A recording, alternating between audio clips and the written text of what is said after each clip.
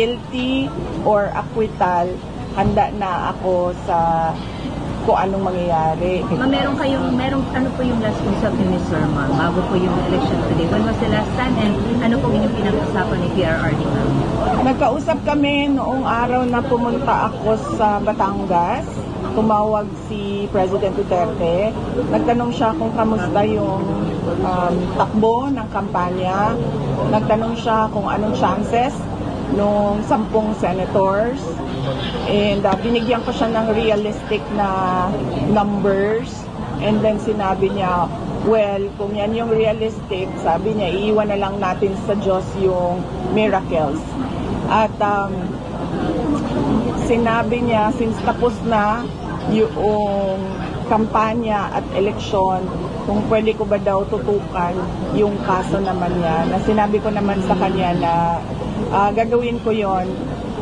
Meron lang kaming mga projects na kailangan gawin sa Office of the Vice President kasi meron kasi kaming project, yung pagbabago program which should roll at the end of a school year. So dapat kasi walang pasok ang mga bata noon kapag nagro-roll out kami ng project na yon. Ito yung time na yon. So sasabay ko lang yung dalawa, yung pag-aasikaso sa kaso niya and yung project namin sa OVP na pagbabago campaign. You mentioned na binigyan niyo si dating Pangulong Duterte ng realistic number na pwedeng manalo ng mga senators na support na allied with you. At ano po yung number na binigay niyo?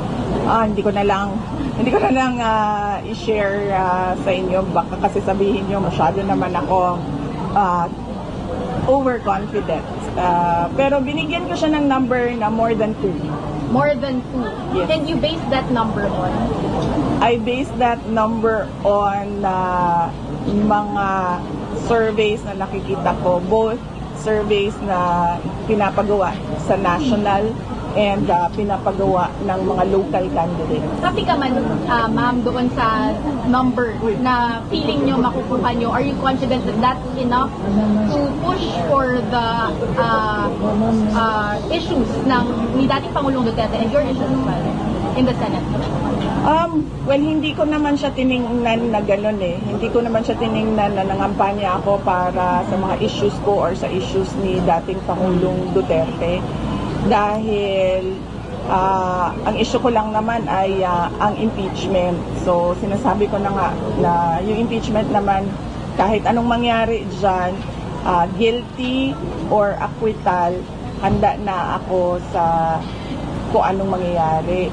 Tiningnan ko siya as one group of individuals, hopefully soon to be senators, who can continue to push for yung sinasabi nating tunay na pagbabago na nasimulan ni Pangulong Duterte. Na yun din yung platform noong 2022 but apparently hindi natin nakikita ngayon. So we want to push for that. Unity and continuity. Ayaw ko to, si Kitty nakitaan ng potential na baka papasok na sa party service o Alam nyo, may time pa ba kayo? No, pwede pa ba? Hapon. Marami ka din tayo. Ako wala actually. Pero iniimbitahan ko kayo kasi yung isang barangay captain nag-imbita ng breakfast doon sa Golden Lechon, Kap Almirante. Yeah. Kami lahat Almirante, ha? Kami lahat. Kaya yung may-ari ng lechonan yun, so kaya niya yan. Sa Chavez. Yeah. Una kong nakita yung potential ni Kitty doon sa The Hague.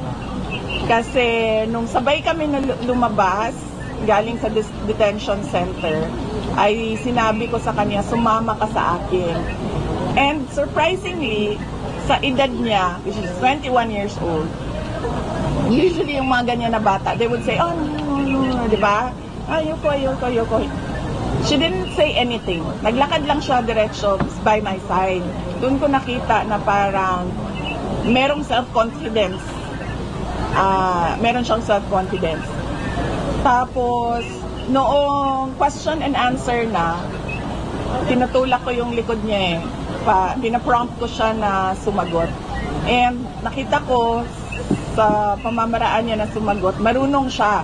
Alam niya kung ano yung wag sabihin, alam niya kung ano yung dapat sabihin, at alam niya paano niya i-craft yung answers niya. Natural sa kanya at 21 years old. Na nakita ko yung wala sa akin noong 21 years old ako. Na-recognize ko kaagad kasi it took me years talaga to accept my fate. Kaya meron siyang resistance sa akin noon.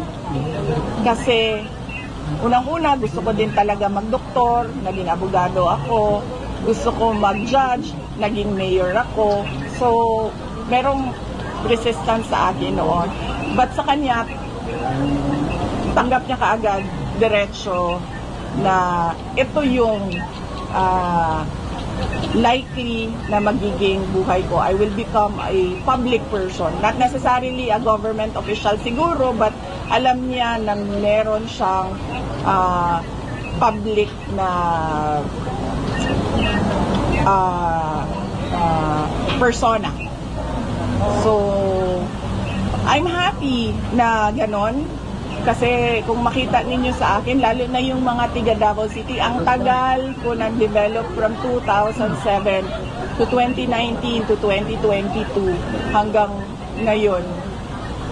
I was always a work in progress sa aking pagtanggap, sa aking role sa ating bayan.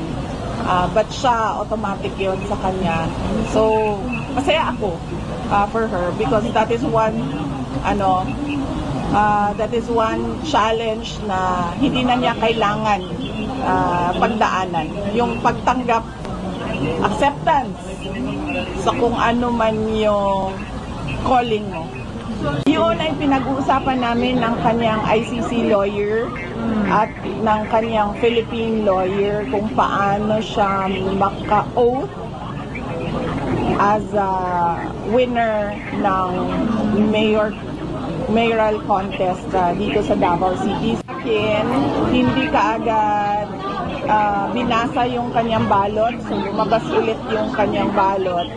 At saka binaliktad nila para ipasok ulit, doon na binasa ang kanyang balot. And yung sa akin naman, medyo mabagal lang, naglo-loading siya ng mga ilang seconds lang, hindi automatic yung kanyang pagpasok ng balot. Matagal na pala naman kayo na-observe pang distinct. Yun lang. Ang sa akin, yung nakita ko sa nauna sa akin na hindi kagad binasa yung balot niya, nilabas ng machine yung balot, tapos inulit pa nila the second time. At yung sa akin, medyo mabagal lang siya. Yun lang naman. Ma'am, sorry kung tatanungin namin ha. Si Kong Kulong at saka si Mayor Bastibar, were they able to vote na po, ma'am? Oo, hindi ko alam kung nakaboto na sila kasi hindi ko alam kung saan ang school na voting precinct ni Mayor Baste. Pero si Congressman Pulong Duterte, ang kanyang voting precinct ay sa Catalunan Grande. Okay. Ma'am, as a lawyer, paano po ito? Should Pierre or Luis again as mayor? How will it go po, ma'am, na nandun po siya sa The Hague, ma'am? Yun ay pinag-uusapan namin ng kanyang ICC lawyer at ng kanyang Philippine lawyer kung paano siya maka-oath as a winner ng mayoral contest dito sa Davao City. So pinag-uusapan namin yun actually ng isang araw. Merong 3 options paano siya maka-oath para siya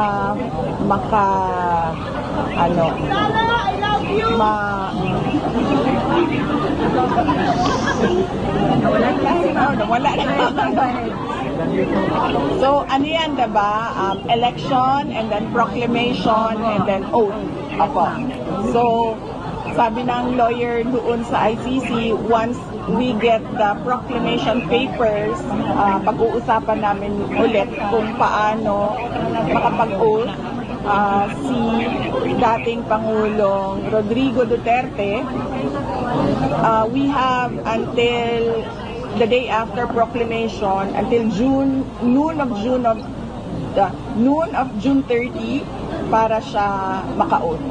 So, sorry for asking, pero are we seeing the scenario of having an absolutely mayor? Well, definitely, yes. Oo.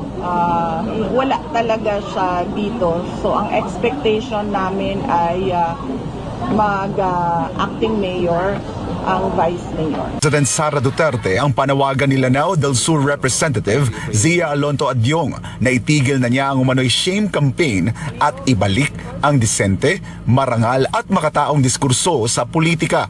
Ayon kay VP Sara, walang karapatan si Adyong na magsalita tungkol sa dignidad, pagiging disente at pagkakaroon ng magandang asal dahil ayon sa kanya, ang mambabatas ay produkto ng warlordism sa Mindanao. Si Adyong Manggod, produkto manggod niya siya sa warlordism nato diri sa Mindanao. So I don't think he is the proper person to talk about decency, dignity, and civility. Kay ang iyahang pagdaog din sa Lanao tungod na sa grip sa ilahang dynasty.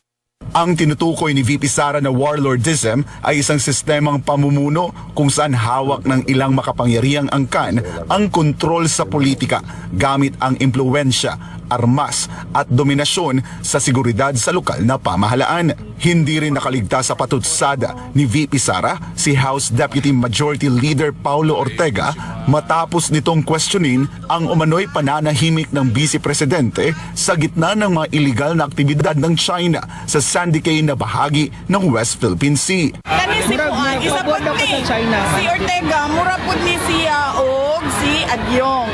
Produkto sa warlord. Si Ortega, maupod na siya si Adyong. Produkto sa warlordism. Pingi sa ato ang nasod. So, angay niya na mo-adapt po to deafening silence. Kaya wa siya katungod mo abli sa iyang Sinagot din ng bise ang sinabi ni Ortega na tila mas aktibo daw siya sa pagbatiko sa mga kaalyado ng administrasyon kaysa sa pagtindig laban sa mga kilos ng China sa loob ng teritoryo ng Pilipinas. Iginit ng pangalawang Pangulo na malinaw naman ang kanyang paninindigan. So,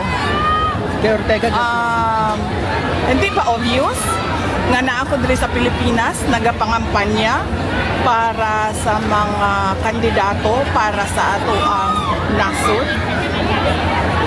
So, of course, I am pro-Philippines and nothing else. Binigyang diin pa ni VP Sara na hindi dapat ibaling ang issue sa China dahil mas mahalagang pag-usapan ang mga napapako umanong pangako ng ilang kandidato, partikular na ang 20 pesos na kada kilo ng bigas. Of course, kung nga atakihon man ako ang China sa ato ang kampanya diri sa Pilipinas. Nga ang problema nato diri ang kawalan ng pagtutupad ng mga pangako, sama na sa 20 ang bugas. Don't change the topic, boy. The topic is promises made and broken again and again.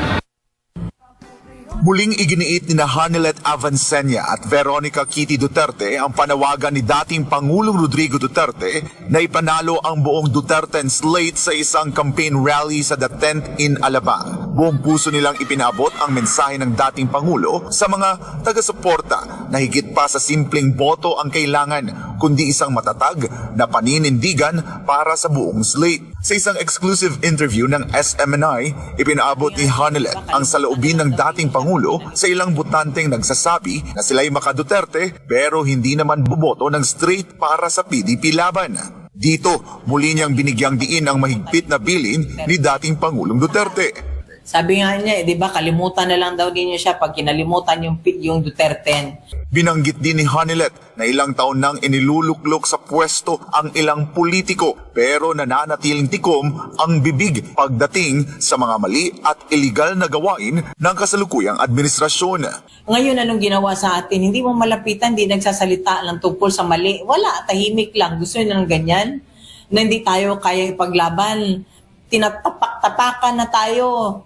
Ninakawan, niyurakan, lahat. violated ang human rights natin. Wala silang sinasabi, gusto nyo, diyan pa rin kayo. Ibinahagi rin ni Hanlet ang kanyang personal na karanasan noong 2022 elections kung saan napilitan siyang iboto si Pangulong Ferdinand Marcos Jr. Sa kabila ng kanyang desisyon, inamin niyang nasaktan siya at hindi na nais maranasan pang muli ang ganitong sitwasyon.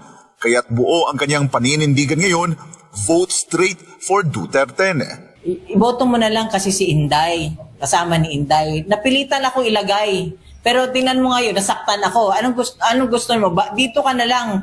Kaysa bumoto ka lang, masaktan ka ulit. Mas masakit ito kaysa sa ma-broken hearted ka sa boyfriend mo. Matatandaan na iligal na ineresto si dating Pangulong Duterte at ikinulong sa The Hague, Netherlands batay sa warrant ng International Criminal Court. Para kay Vice President Sara Duterte, si Marcos Jr. mismo ang dapat na managot sa isyu ng pagkidnap sa dating Pangulo. Ayon kay VP Sara, imposibleng maisagawa ang operasyon ng rendition o pagdakip at paglipat ng isang Pilipino sa ibang bansa kung walang pahintulot o basbas mula kay Marcos Jr. Samantala, ayon kay Hanlet, nasa maayos na kalagayan ang dating Pangulo at patuloy pa rin ang paggabay niya sa kanilang anak na si Kitty. Okay naman siya.